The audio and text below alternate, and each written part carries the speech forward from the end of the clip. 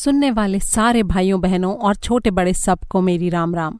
अगर आपने अभी तक मेरे चैनल को सब्सक्राइब नहीं किया है तो प्लीज इसे सब्सक्राइब करें और वीडियो को ज्यादा से ज्यादा लोगों के साथ शेयर करें ताकि वे भी इस पुण्य कथा को सुनने का अवसर प्राप्त कर सकें। अगर आप पूजा पाठ से संबंधित कोई किताब या पूजा या उत्सवों का कोई अन्य सामान खरीदना चाहते हैं तो Amazon पर इस तरह के जो हजारों प्रोडक्ट्स उपलब्ध हैं उनमें से छांट कर अच्छी क्वालिटी और कम दामों वाले प्रोडक्ट्स को इकट्ठा करके मैंने एक स्टोर बनाया है जिसका लिंक नीचे डिस्क्रिप्शन में दिया गया है। आप वहां से जाकर अपनी पसंद का कोई भी सामान खरीद सकते हैं। तो आइए शुरू करते हैं आज की कथा। वैशाख मास महात्म्य 15वां अध्याय। श्रुतदेव कहने लगे, वैशाख मास के महात्म्य फल का और भी श्रवण करो, ये सारे पापों का नाश करने वाला है।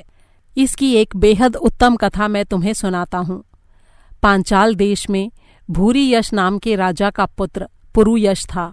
वो बड़ा ही प्रतापी, उदार, शूरवीर और धनुर्विद्या का ज्ञाता था।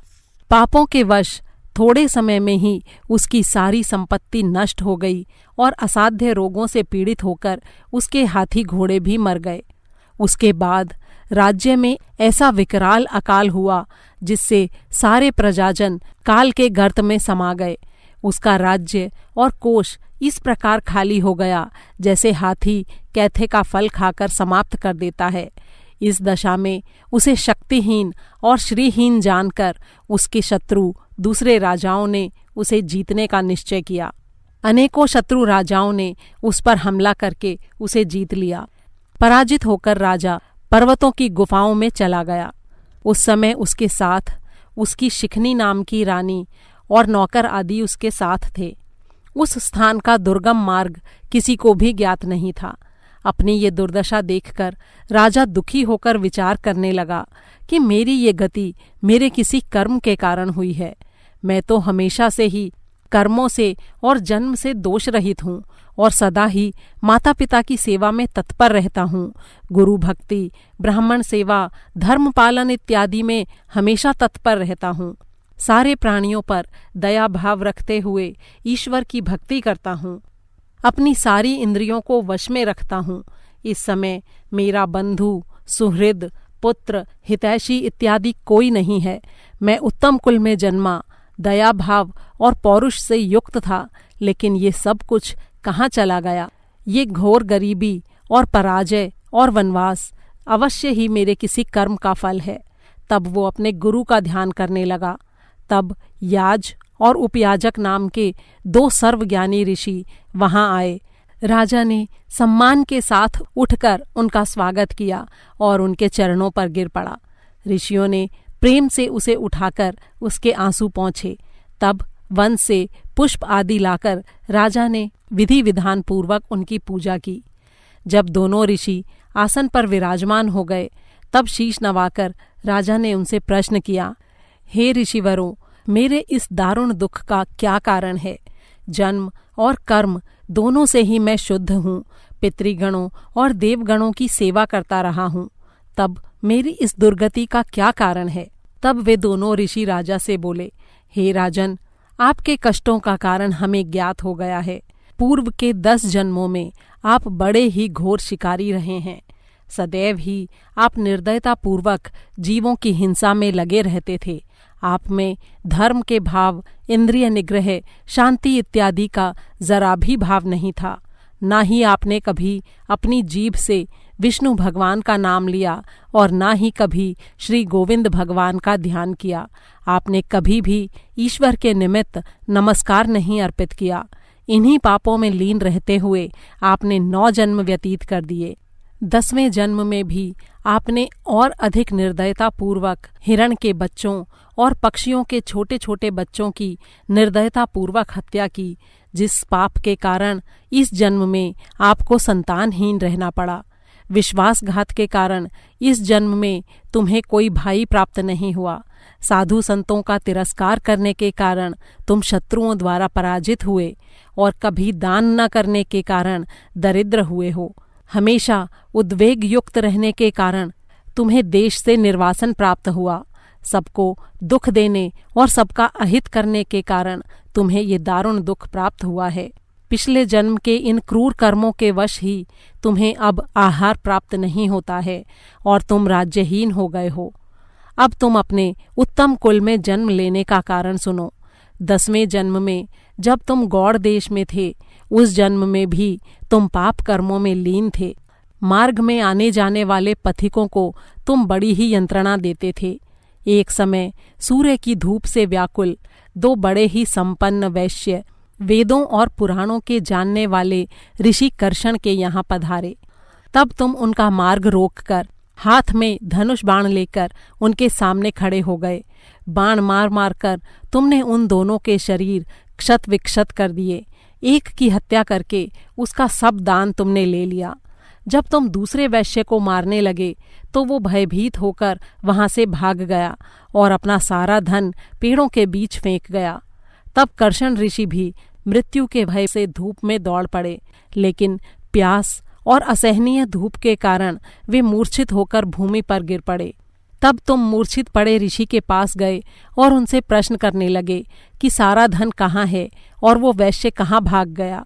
ऐसा कहकर तुम मूर्छित ऋषि को उठाने का यत्न करने लगे। उन्हें होश में लाने के लिए तुमने उनके कान में फूंक मारी। कृमि, कीड़ों और कीचड़ से भरा जल जो उस समय वहां उपलब्ध था, उससे तुमने उनके नेत्र धोए और पत्तों द्वारा उन पर हवा करने लगे।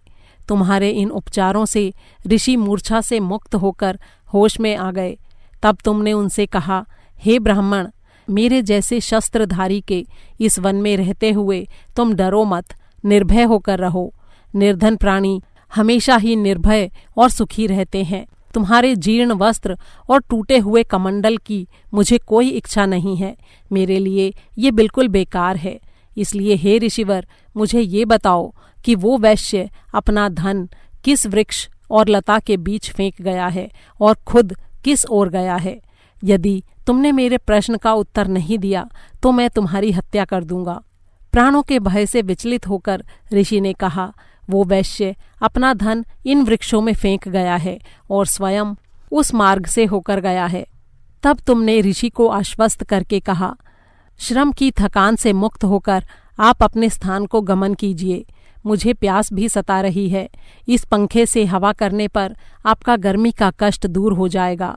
तब उस ऋषि को पत्तों का पंखा देकर वैशाख मास की प्रचंड धूप में तुमने अपनी स्वार्थ सिद्धि के लिए ही सही, लेकिन ऋषि की प्राण रक्षा की। इसलिए उस पुण्य के फल से ही तुम्हें इस जन्म में उत्तम राजकुल में जन्म लेने का सौभाग्य मिला। अब तुम वैशाख मास के सारे धर्म का पालन करो तो तुम्हें सारे सुख फिर से प्राप्त होंगे। ये माह माधव माह कहलाता है और तृतीया को अक्षय तृतीया कहा जाता है। इस दिन ब्राह्मणों को ऐसी गायों का दान दो जिनका अभी प्रसव हुआ हो। इससे तुम्हारा खाली कोष फिर से भर जाएगा। माधव भगवान की पूजा करो और दिव्य प्रतिमा का दान करके शत्रुओं पर विजय प्राप्त करो। यदि तुम्हें पुत्र की कामना हो तो सारे प्राणियों के कल्याण के लिए प्राण दान करो। यदि तुम निष्काम भाव से वैशाख के इन धर्मों का पालन करोगे तो इससे प्रसन्न होकर मधुसूदन भगवान तुम्हें दर्शन देंगे। इस वैशाख मास का ये महात्म्य मैंने आंखों देखा और कानों सुना तुम्हें बताया है। इस प्रकार वे दोनों ऋषि उसके सामने सारी स्थिति स्पष्ट करके अपने आश्रम को चले गए। तब वो पौरुषवान राजा अपने कुल पुरोहितों के आदेश के अनुसार श्रद्धा और भक्ति के साथ वैशाख मास के सारे धर्मों का पालन करने लगा और भगवान मधुसूदन की पूजा करने लगा। अपनी बची हुई सेना लेकर वो पांचाल नगरी में प्रवेश कर गया। राजा के आने का समाचार जानकर उसके शत्रु भी सेना लेकर युद्ध के लिए आ खड़े हुए। दोनों पक्षों में घोर युद्ध हुआ, लेकिन वैशाख मास के पुण्य बल से राजा ने अकेले ही उन सबको जीत लिया। युद्ध में विजयी होकर राजा ने अपने राज्य में प्रवेश किया। वैशाख मास के धर्म के प्रभाव से युद्ध में हारे सारे राजागण उस राजा को कर देने लगे।